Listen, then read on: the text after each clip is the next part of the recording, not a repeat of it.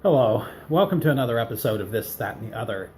And with football season in full swing, and especially the college football season, and Alabama making a run for number one, the championship again, like they have been in the past few years. They did that back during the time when Bear Bryant coached them, and Gene Stallings and Nick Saban, and been a great football team. Bear Bryant was with the Alabama from 1958 to, I believe, 1981 or 82, and he retired and died a month after retiring. What a lot of people probably do not know is the fact that Bear Bryant almost left the University of Alabama in 1969 to be the head coach of the Miami Dolphins. Interesting story. He agreed to take the job, shook hands with Joe Robbie, the owner, and I'll tell you the story, what led to him not taking it. What's interesting is, if Bear Bryant had taken that job, there probably wouldn't have been a Don Shula with the Miami Dolphins. Don Shula left the Baltimore Colts to be the coach of the Dolphins a month after Bear Bryant turned it down. And what's interesting is some of the coaches that have gone from college to the NFL, like Bud Wilkinson had a 11-21 record with the St. Louis Cardinals. Steve Spurrier, who coached Florida to national championships, had a 12-20 record with the Washington Redskins.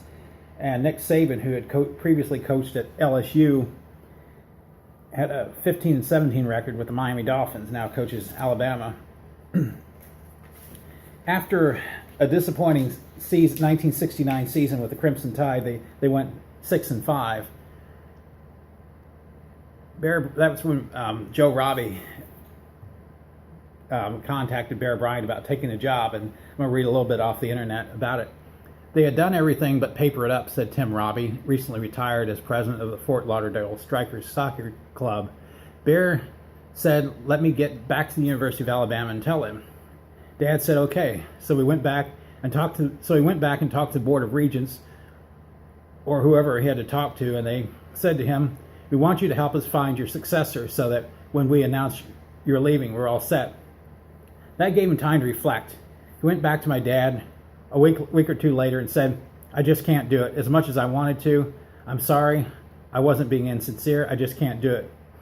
In Bryant's autobiography, the coach describes drawing up a contract with Robbie in a Birmingham hotel room and then directing his attorney to rewrite the original version.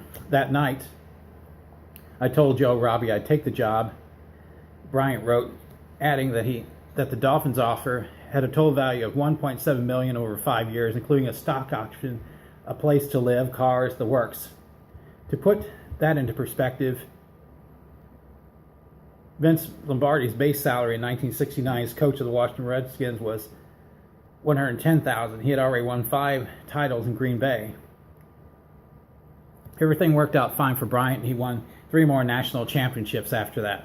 So basically, I think one of the reasons he reneged on it was at the University of Alabama, he could do whatever he wanted, and I think he felt that if he had taken the Miami Dolphins job, he would have had more bosses.